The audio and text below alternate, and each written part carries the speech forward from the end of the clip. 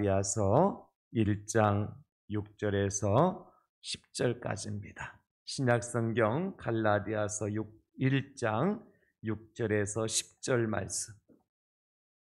갈라디아서 1장 6절로 10절 하나님 말씀을 저와 여러분들 함께 받겠습니다. 다 같이 그리스도의 은혜로 너희를 부르신 이를 이같이 속히 떠나 다른 복음을 따르는 것을 내가 이상하게 여기노라.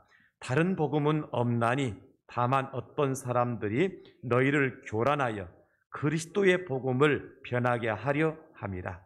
그러나 우리나 혹은 하늘로부터 온 천사라도 우리가 너희에게 전한 복음 외에 다른 복음을 전하면 저주를 받을지어다.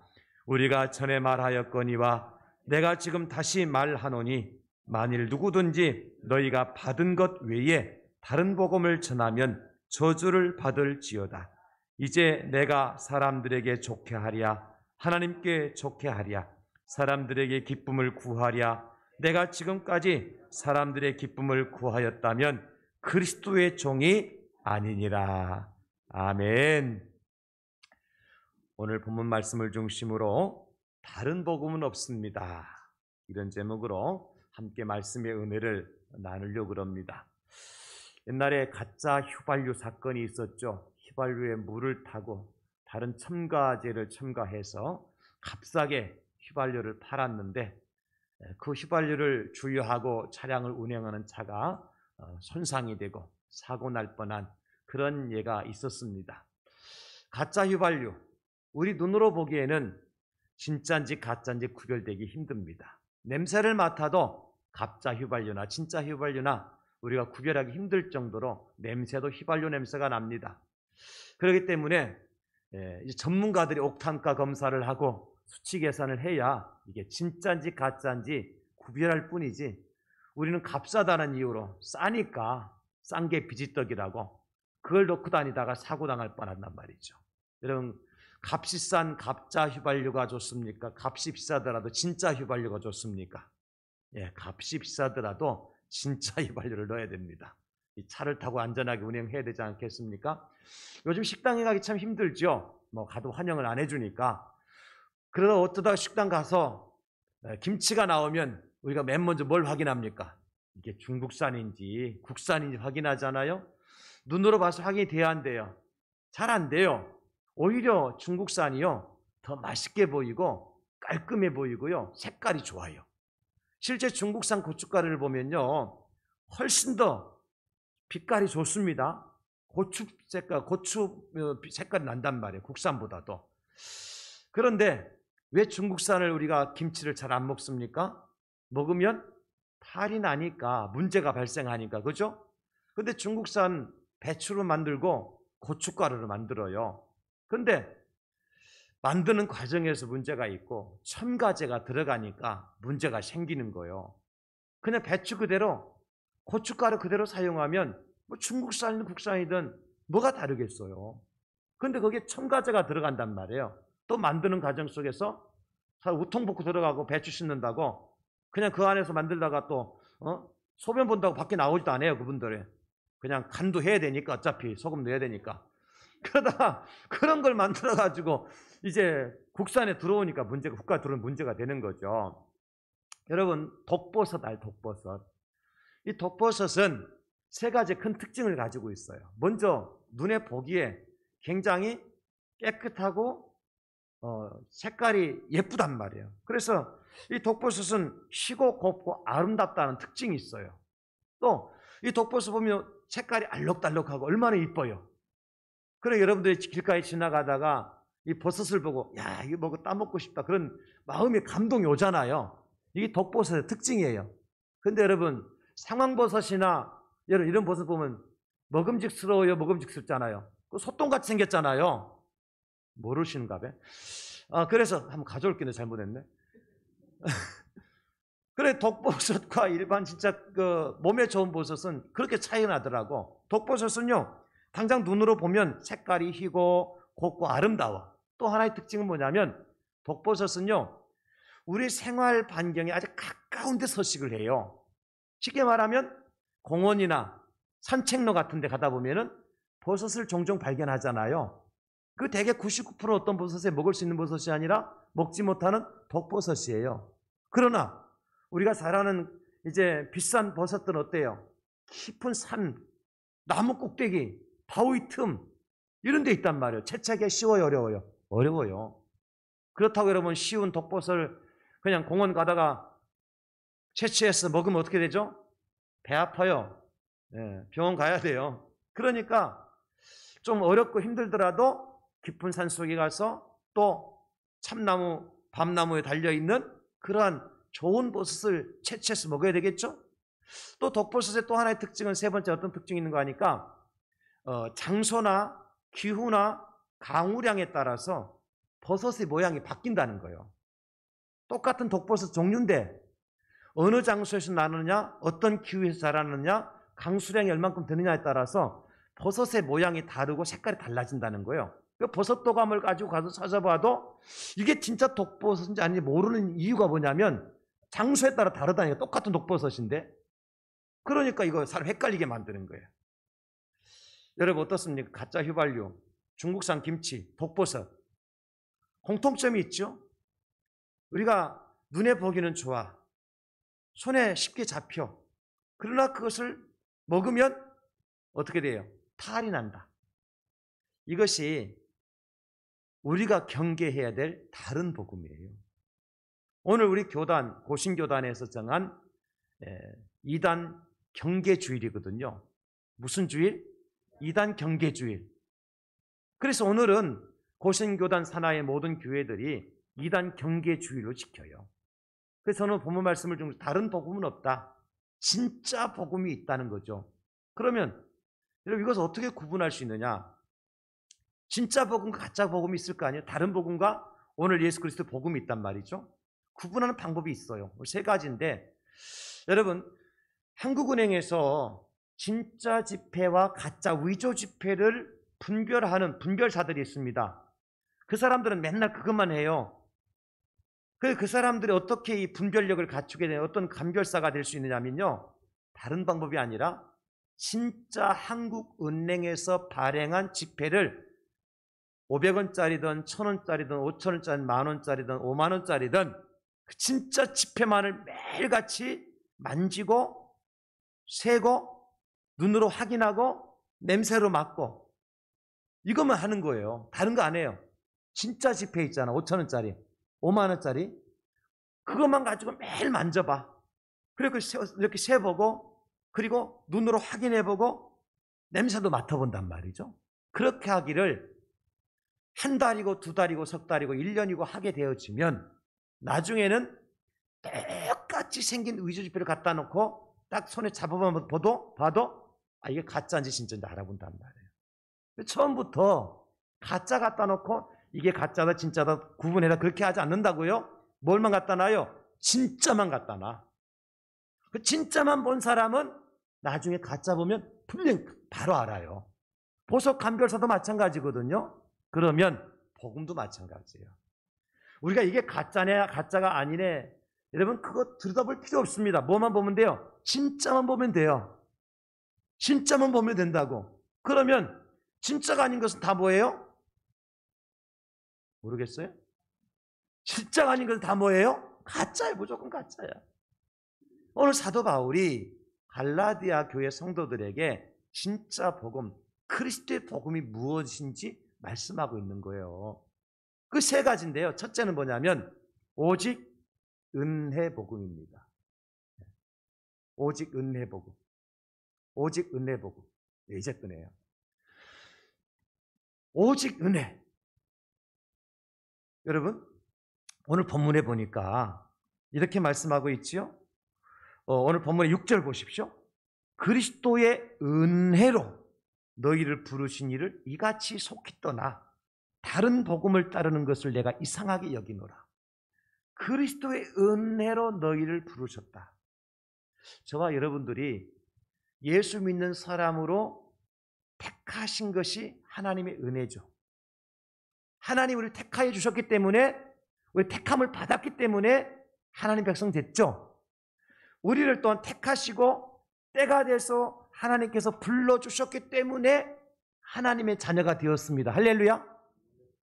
내가 열심히 가야지, 내가 열심히 믿어야지, 내가 교회 가야 돼, 이렇게 해가지고 내 결단과 결심과 내 노력으로 내가 택함을 받고 내가 구원의 자리로 인도받은 것이 아니라 하나님께서 창세전에 우리를 선택해 주셨습니다. 예정해 주셨습니다. 너는 내 것이라 인쳐 주셨습니다. 그리고 때가 돼서 하나님께서 우리를 불러내 주셨습니다. 세상으로부터 우리를 구별해내 주셨습니다. 그래서 하나님의 교회로 불러주셨습니다. 이것이 다 뭐라는 겁니까? 하나님의 은혜로 된 것이다. 내가 어떤 노력이나 내가 어떤 공로나 내가 어떤 이제 힘써서 된 것이 아니라 하나님께 전적으로 우리를 은혜로 불러주시고 구원해 주셨다. 이걸 믿는 것이 진짜 복음이라는 거예요. 그 외에는 가짜예요.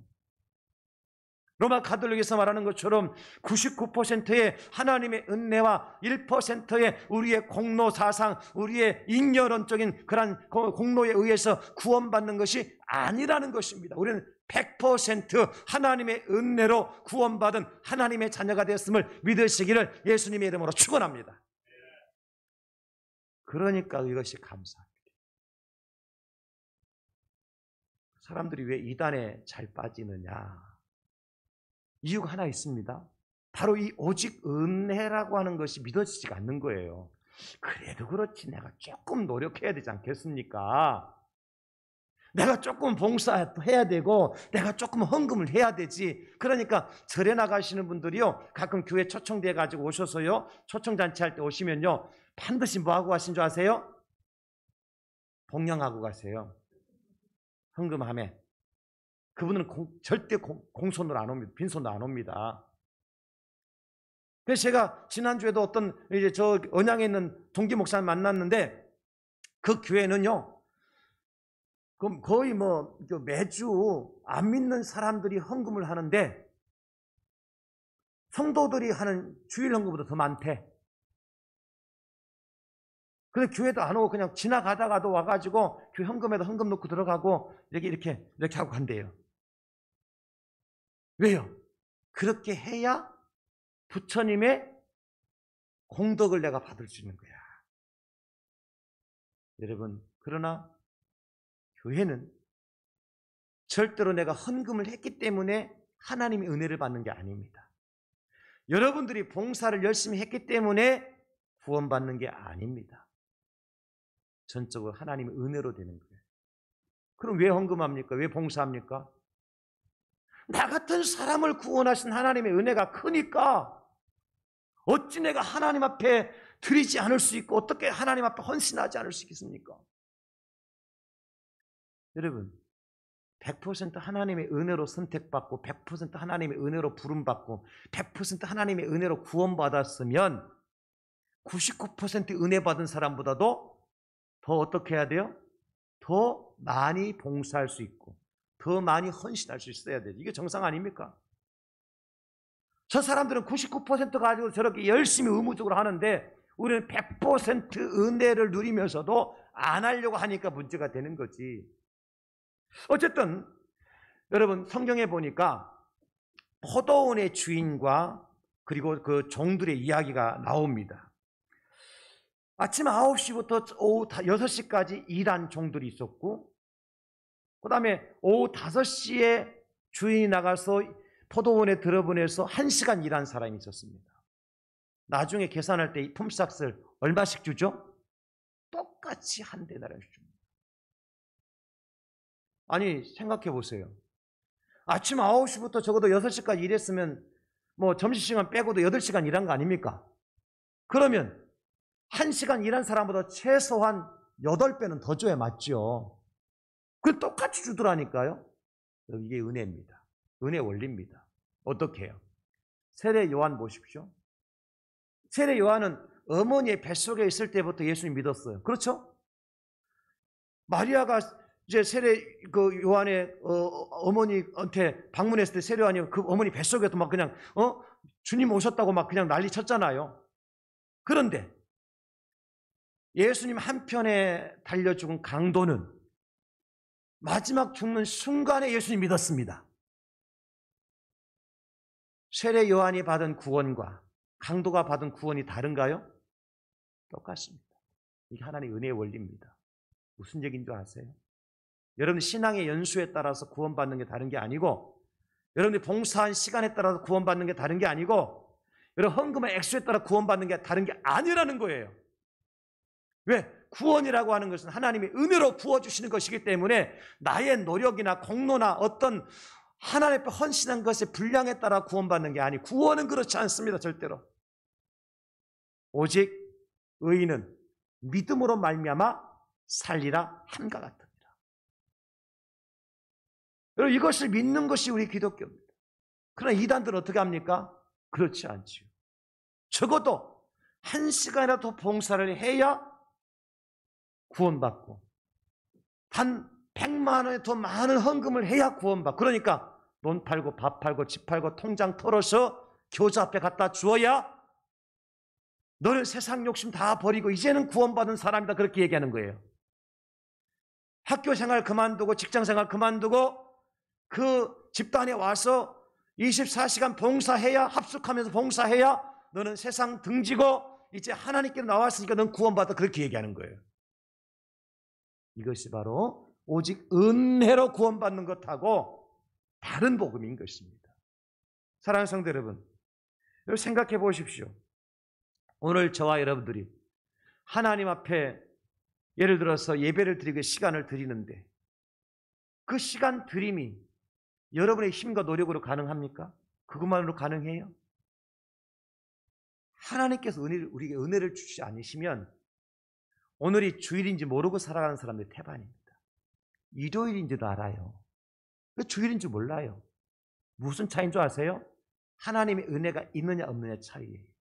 여러분들이 다만 얼마나 하나님의 성전 나올 때 하나님들이 예물을 드리는데 그 예물 드릴 수 있는 것이 나의 결단과 의지만은 가능한가요? 천만의 말씀 안 됩니다. 천만금을 가지고 있어도 수십억을 가지고 있어도 하나님의 은혜를 받지 않으면요 단 한 푼도 헌금 드릴 수 없습니다. 그러나 내가 작은 거지만 정성을 다해서 하나님 앞에 드릴 수 있는 것은 하나님께 드릴 마음을 나에게 주셨고 그 은혜를 내게 베풀어 주셨기 때문에 그 은혜로 하나님 앞에 헌금 드릴 수 있는 것입니다. 할렐루야. 이걸 믿는 거예요. 내 힘과 내 결단으로 헌금 드린다고 믿는 것은 다른 복음이고, 내가 드릴 수 있는 것도 하나님의 은혜고 내가 봉사할 수 있는 것도 하나님의 은혜로 된 것이다, 이걸 믿는 것이 진짜 복음이에요. 순서가 다르죠? 다른 복음은 내가 이것을 해야 구원을 받을 수 있다고 생각하고 헌금도 하고 봉사도 하지만, 진짜 복음은 내가 구원을 하나님의 은혜로 받았기 때문에 하나님 앞에 아낌없이 시간도 내 몸도 드릴 수 있다고 하면서 봉사하고 헌신하는 것이 진짜 복음이다. 많은 이단들이 바꾸고 거꾸로 얘기하기 때문에 봉사하지 않을 수 없도록, 헌금하지 않을 수 없도록 만드는 거예요. 교회 가끔 정말 열심히 봉사하던 분들이 정말 헌금을 많이 하시고 정직을 받은 분들이 시험에 드는 경우가 있어요. 왜 그런가 하니까 자기 공로의식 때문입니다. 내가 저도 이만큼 헌금했는데, 내가 이만큼 봉사했는데, 내가 교회에서 이만큼 직분을 받았는데 나를 그만큼 예우해 주지 않고 대우해 주지 않거든요. 여러분, 하나님께로부터 받은 은혜 때문에 내가 봉사하는 일이라면 정말 다른 사람이 볼까 두렵고 떨림으로 봉사할 수 있어야 돼요. 여러분 그렇지 않습니까? 이게 진짜 봉사예요. 이게 진짜 복음을 가진 사람이란 말이죠. 열심히 봉사하는 것이 내 열심으로만 되지 않습니다. 헌금을 많이 할 수 있는 것이 내 능력으로만 가능하지 않습니다. 교회의 중직자가 된 것이 내 공로로만 되는 것이 아닙니다. 하나님의 은혜로 가능한. 그래서 디모데후서 1장 9절에 뭐라고 말씀하십니까? 하나님이 우리를 구원하사 거룩하신 소명으로 부르심은 우리의 행위대로 하심이 아니요 오직 자기의 뜻과 영원 전부터 그리스도 예수 안에서 우리에게 주신 은혜대로 하심이라. 제가 시편 말씀을 읽다가 참 큰 깨달음을 받은, 은혜 받은 구절이 있는데요, 시편 141편 5절입니다. 의인이 나를 칠지라도 은혜로 여기며. 저는 이 말씀 읽고 깜짝 놀랐습니다. 의인이 나를 칠지라도 은혜로 여기며. 여기 의인 대신에 예수님을 대입해 봅시다. 예수님이 나를 치실지라도 은혜로 여기며, 책망할지라도 머리에 기름같이 여겨서 내 머리가 이를 거절하지 아니할지라. 아멘 할렐루야 할 거란 말이죠. 예수님 나를 치더라도, 나를 징계하실지라도 아멘 할렐루야 감사합니다 그런다는 거예요. 그들의 재난 중에도 내가 항상 기도하리로다. 나를 치는 자가 재난을 받을 때, 나를 책망하는 자가 어려움을 당할 때, 아이고 잘 됐구만 그렇게 하는 것이 아니라 오히려 그들을 위해서 기도할 수 있는 사람.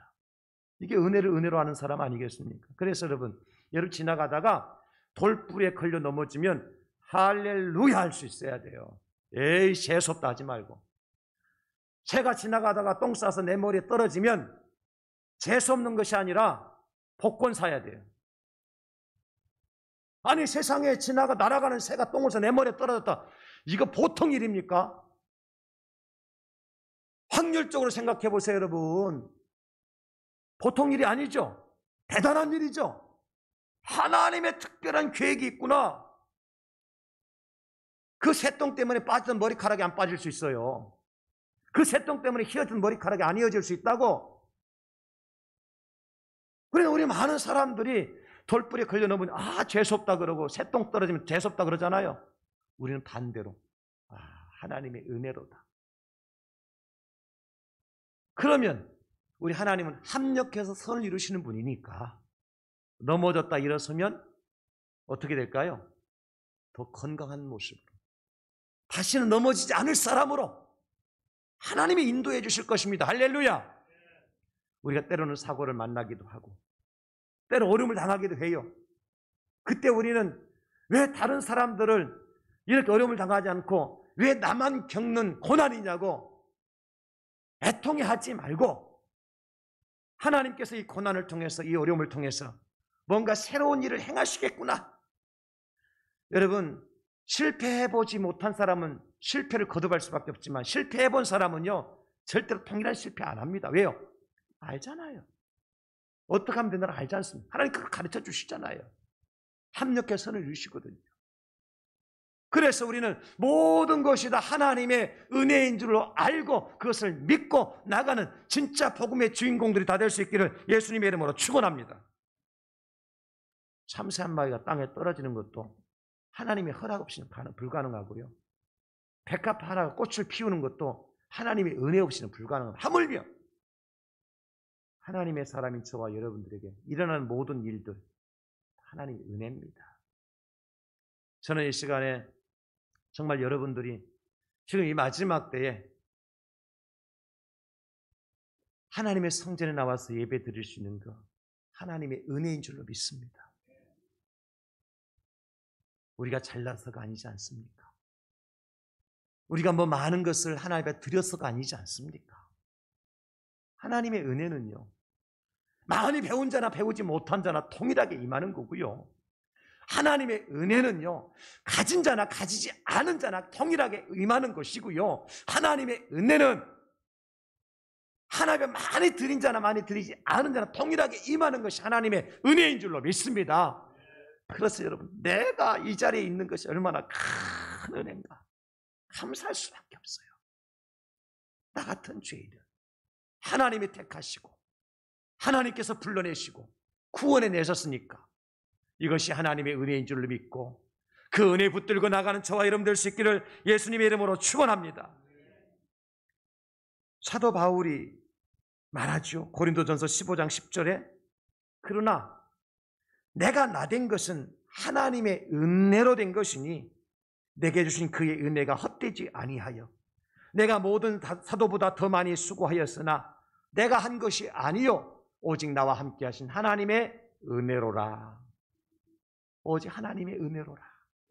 수고한 것도 하나님의 은혜고 고생한 것도 하나님의 은혜고 죽을 고비를 넘긴 것도 하나님의 은혜고 구원의 날 인도받은 것도 하나님의 은혜고 사명을 감당해 가신 것도 하나님의 은혜고 모든 것이 하나님의 은혜로다. 여러분 이것이 진짜 복음이에요. 저와 여러분이 가지고 있는 건강, 우리가 누리고 있는 부요함, 또 행복한 모든 삶이 다 주님이 내게 주신 은혜다라고 생각하고 믿고 나가는 사람이 진짜 믿음의 사람. 욥이 그랬잖아요. 주신 이도 여호와시요 취하신 분도 여호와시라고. 모든 것이 다 주님의 은혜라고 말입니다. 사랑하는 성도 여러분, 우리의 구원이 어떻게 시작되었습니까? 우리의 구원이 어떻게 진행되어 왔습니까?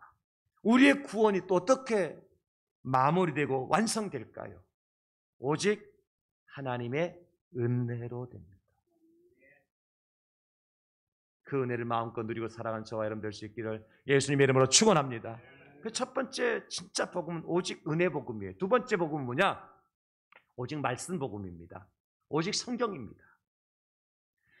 오늘 8절 9절에 보면 그러나 우리나 혹은 하늘로부터 온 천사라 할지라도 우리가 너희에게 전한 복음 외에, 지금 바울 사도 일행이 갈라디아 교회 성도들이 전한 복음이 뭐죠? 하나님의 말씀 복음입니다. 다른 복음을 전하면 저주를 받을지어다. 우리가 전에 말하였거니와 내가 지금 다시 말하노니 만일 누구든지 너희가 받은 것 외에, 지금 갈라디아 교회 성도들이 받은 것이 무엇입니까? 하나님의 말씀입니다. 그 외에 다른 복음을 전하면 저주를 받을지어다.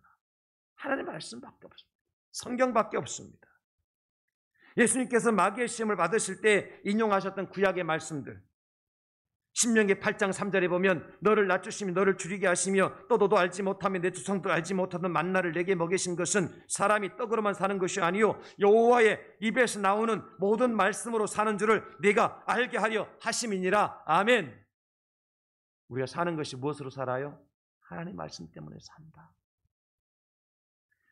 오직 하나님의 말씀만이 우리에게 영생을 주시는 생명의 떡임을 믿으시기 바랍니다.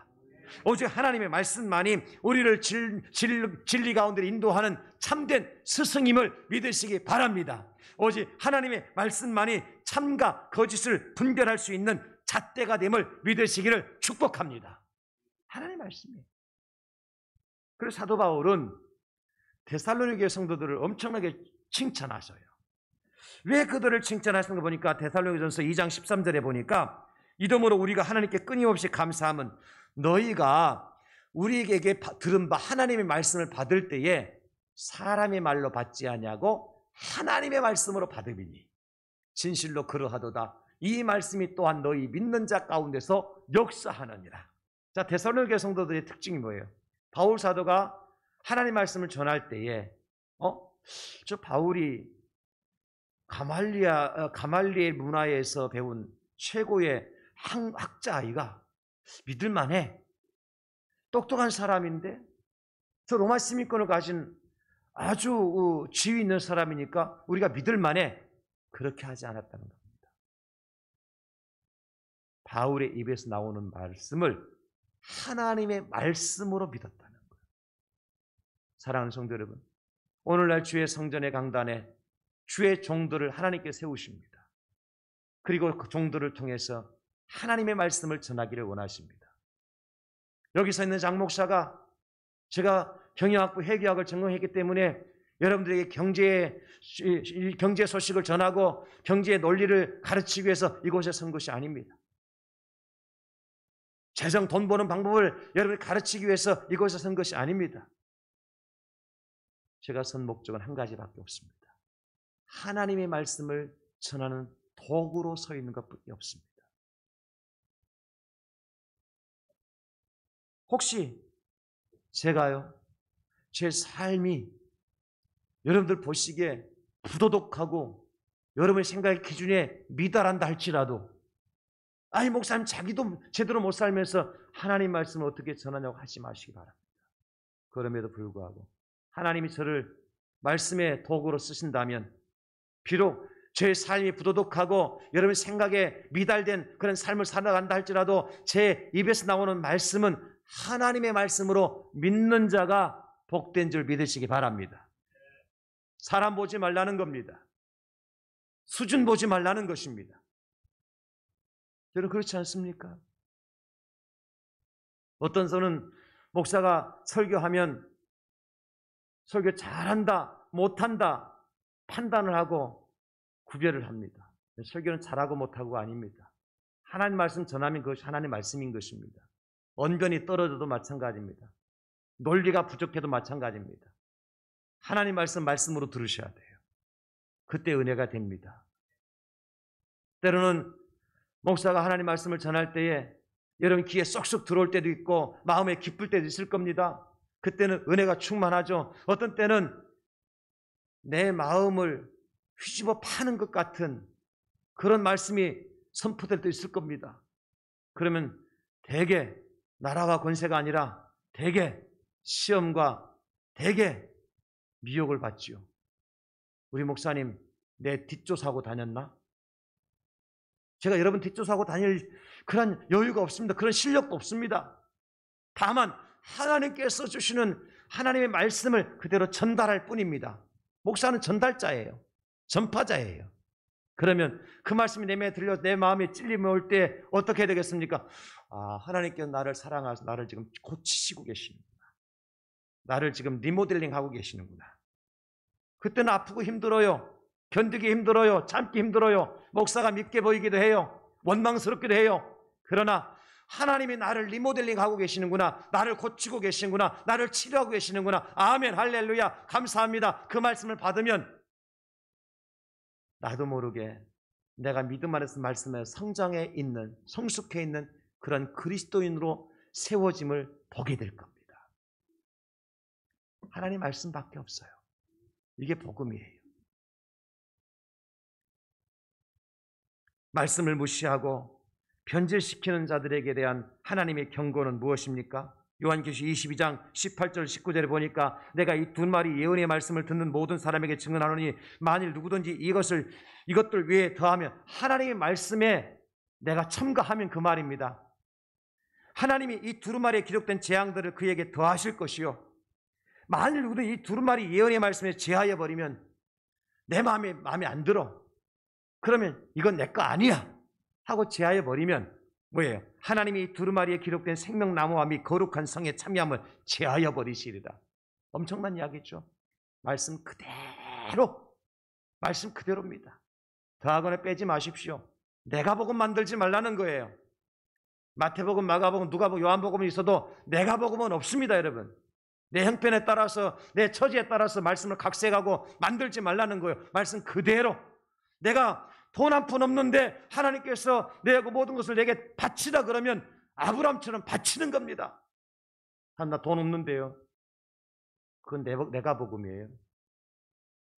뭘 바치라는지 하나님 돈만 바치라 하시겠습니까? 말씀대로 순종하는 거예요. 성경 외엔 진리가 없습니다. 오직 하나님 말씀만이 유일무이한 생명의 말씀이요 구원의 말씀이요 능력의 말씀임을 믿고 말씀대로 순종하고 말씀의 능력을 체험하고 말씀이 역사하시는 것을 여러분 삶 가운데 체험하실 수 있기를 예수님의 이름으로 축원합니다. 말씀이 살아있는 말씀이거든요. 역사합니다. 여러분, 마지막 세 번째는 오직 예수님 복음입니다. 첫째는 오직 은혜 복음, 오직 말씀 복음, 세 번째는 오직 예수님 복음이에요. 따라서 하실까요? 오직 은혜, 다시 한번 오직 은혜, 오직 하나님의 말씀, 오직 성경, 마지막은 오직 예수님, 오직 예수님. 이 세 가지예요. 이거 붙들어. 이거 다른 거 다 생각하지 마세요. 그냥 모든 것이 다 하나님의 은혜로 된 것이다. 내 공로가 아니다. 오직 하나님의 말씀만이 생명이다. 아무리 철학자나 로마 교황청의 교황이라 할지라도 하나님의 말씀 아니면 듣지 마세요. 응?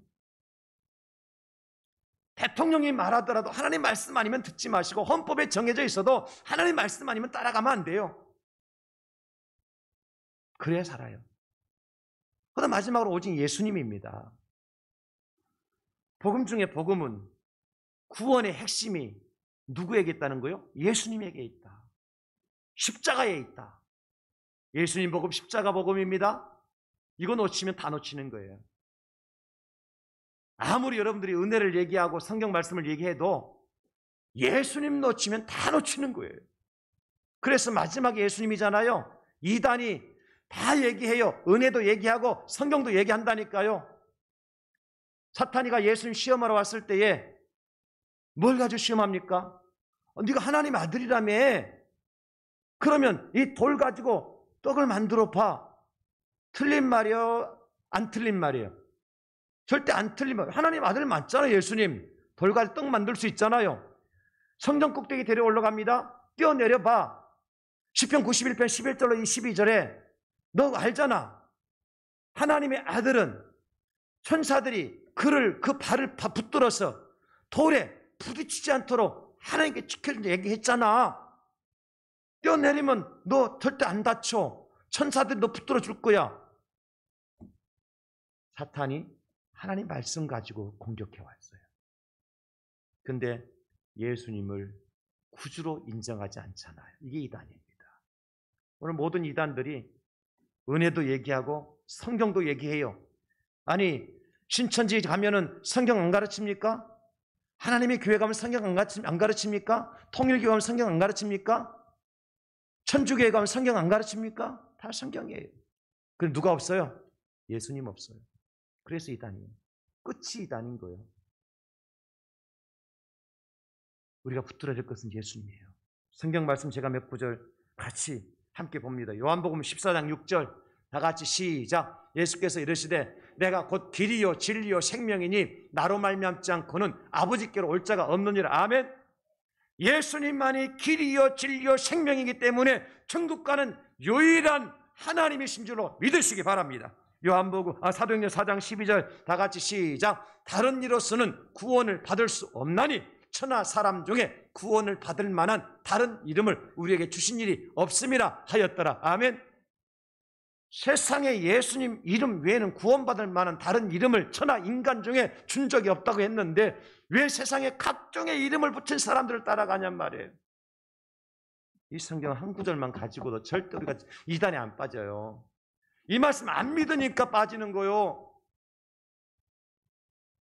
요한복음 7장 37절 38절 명절 끝날고 큰 날에 예수께서 서서 외쳐 이르시되 누구든지 목마르거든 내게로 와서 마시라. 나를 믿는 자는, 예수를 믿는 자는 성경의 이름과 같이 그 배에서 생수의 강이 흘러나오리라. 할렐루야.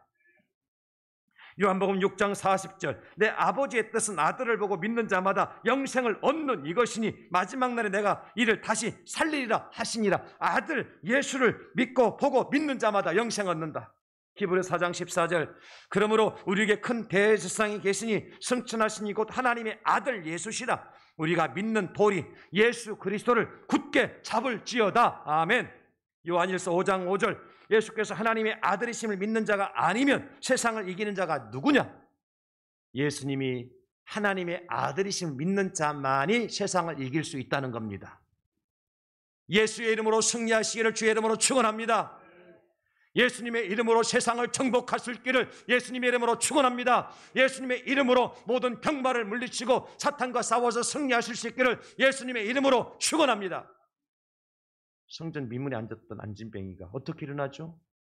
은과 금은 내게 없거니와 내게 있는 것으로 내게 이르노니 곧 나사렛 예수 이름으로 일어나 걸으라 했을 때 예수의 이름의 능력 역사 나타나서 곧곧 뛰고 성전 안에 들어가 하나님을 찬송하는 놀라운 역사가 일어났지 않습니까, 여러분? 예수님이 유일한 복음의 핵심이다.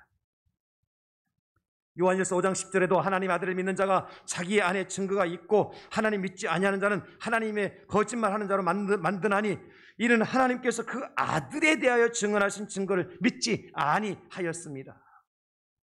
진짜 복음이 뭐냐? 로마서 1장 2절입니다. 이 복음은 하나님이 선지자들을 통하여 그의 아들에 관하여 성경에 미리 약속하신 것이라. 진짜 복음은 예수 그리스도, 하나님의 아들 예수 그리스도. 그 외에는 가짜. 아무리 똑똑한 사람이라 할지라도, 아무리 훌륭한 사람이라 할지라도, 아무리 능력을 행하는 사람이라 할지라도 예수님의 자리에 그 사람이 앉아 있으면 가짜. 아무리 유능한 이론과 아무리 우리의 체계적으로 세워진 교리라 할지라도 예수님의 있을 자리에 그 교리가 있고 이론이 있으면 그것도 가짜. 다 같이 오직 예수님, 오직 예수님. 여러분, 예수님밖에 없습니다. 이단에 대한 하나님의 강력한 경고, 오늘 말씀에도 있죠. 반드시 저주가 임한다. 히브리서 10장 29절에 하물며 하나님의 아들을 짓밟고 자기를 거룩하게 한 언약의 피를 부정한 것으로 여기고 은혜의 성령을 욕되게 하는 자가 당연히 받을 형벌은 얼마나 더 무겁겠느냐 너희는 생각하라. 저주가 임합니다. 이렇게 생각하니까요, 제가 오늘 말씀 마무리하면서 딱 두 가지 감사가 생기더라고요. 하나는 뭐냐면, 내가 이 팔랑귀를 가진 내가 이단의 소리에 미혹당하지 않고 복음으로 구원의 자리에 있어서 이 복음을 전하게 된 것이 얼마나 큰 은혜인가. 저도 얼마든지 신천지에 들어갈 수 있는 사람이고, 얼마든지 대학에서 통일교 원리강론을 배워서 통일교에 들어갈 수 있는 그런 체질을 가지고 있는 사람이에요. 왜? 저는 귀가 얇거든요. 잘 들어요. 그런 갭이요 그러면 호연하고 잘 돼요. 대학 들어가자마자 제가 수십만 원 드는 보지도 않는 타임즈 사서 구입했던 사람이니까. 그런데 제가 그런 소리 제 귀에 안 들리게 하시고, 복음을 듣게 하시고, 예수님 믿게 하시고, 하나님의 교회 대항절께 목사로 세워주신 것이 이제 돌아보니 모든 것이 다 하나님의 은혜였구나. 나를 사랑하신 하나님의 은혜의 결과였구나. 그 깨달으니까 얼마나 감사가 넘치는지 몰라요. 사랑하는 성도 여러분, 여러분 어떻습니까? 여러분들도 허탄한 마음 빼앗기지 않고 이단의 사슬에 얽매이지 않고 오직 은혜, 오직 하나님의 말씀, 오직 예수의 신앙 안에서 진짜 복음으로 무장될 수 있었다고 하는 것, 이것이 하나님의 은혜인 줄 믿으시기 바랍니다. 또 하나 제가 깨달은 것이 뭐냐면, 우리 주변에 아직도 이단에 빠진 자들이 많이 있더라고요. 여러분 어떻습니까? 여러분의 이웃이나 친지 일가들 중에서도 아직도 이단에 빠져서 나오지 못하는 분들이 있지 않습니까? 그들을 바라보니까 한없이 불쌍한 생각이 드는 거예요. 근데 하나님께 그 마음을 드는 저에게 이 말씀을 주시더라고요. 요한일서 1장 9절로 11절입니다. 지나쳐 그리스도의 교훈 안에 거하지 아니하는 자는 다 하나님을 모시지 못하되 교훈 안에 거하는 그 사람은 하나님 아버지와 아들을 모시느니라. 누구든지 이 교훈을 가지지 않고 너희에게 나아가거든 그를 집에 들이지도 말고 인사도 하지 말라. 그에게 인사하는 자는 그 악한 일에 참여하는 자입니다. 하나님 이 말씀 주시더라고요. 하나님 그럼 어떻게 하라는 얘기입니까? 그들을 원수처럼 여기라는 얘기입니까? 아니죠. 그들도 구원받을 불쌍한 영혼들이에요. 여러분, 이단에 빠진 사람들이 사탄입니까? 원수입니까? 아니지 않습니까? 원수 마귀가 그들을 끌어갔을 뿐이지, 그들은 끌림을 당했을 뿐이고, 그들은 그게 정말 원치 않는 곳에 빠져있는 불쌍한 영혼들 아닙니까? 그들이 원수가 아니에요. 사탄이 원수지. 그렇지 않습니까? 그러니까 우리는 그들을 불쌍히 여기되 어떻게 해야 돼요? 우리가 그 이단을 쳐넣는 자들과는 상종하지 말아라. 왜? 내가 팔랑귀니까 또 빠질 수 있어. 목사도 빠져요. 여의도 순복음교회 얼마 전에 오래된 이야기입니다만은 구역장부터 다 빠졌잖아요. 구역 식구들은 우리가 몇십 명 하는데 거기는 몇백 명 되거든요. 싹 끌고 갔잖아요. 구역장도 빠지고 장로님도 빠져요. 우리 이웃교회 장로님 빠졌잖아요. 얼마 전에 이단에 신천지에. 그러니까 어떻게 해야 돼? 우리는 아예 자신 없으니까 그냥 상종 안 하면 돼. 문 안 열어주면 돼요. 내 마음의 문을 안 열어주면 돼. 그리고 위에서 기도합시다. 불쌍히 여깁시다. 하나님 그들을 구원할 자리라면 구원의 자리 인도하실 겁니다. 지킬 것은 뭐예요? 복음을 지키는 거예요. 다시 한번 따라서 합시다. 오직 은혜, 오직 하나님 말씀, 오직 예수님, 이 복음으로 무장하고 여러분 구원을 빼앗기지 않고 다 하나님 나라에 들어가 영생의 복락을 누린 저와 여러분 될 수 있기를 예수님의 이름으로 축원합니다. 축복합니다. 감사합니다. 주님, 우리를 구원의 자리로 인도해 주셔서 감사합니다. 다른 복음이 아니라 다른 복음, 진짜 복음 속에 살아갈 수 있게 해주셔서 감사합니다. 이 은혜 평생 잊지 않고 오직 은혜, 오직 하나님 말씀 붙들고 오직 예수 그리스도 안에서 날마다 배에서 생수의 강 흘러넘치는 축복의 삶을 살아가게 하여 주시옵소서. 우리 구주 예수님의 이름으로 기도드리옵나이다. 아멘. 찬송합니다.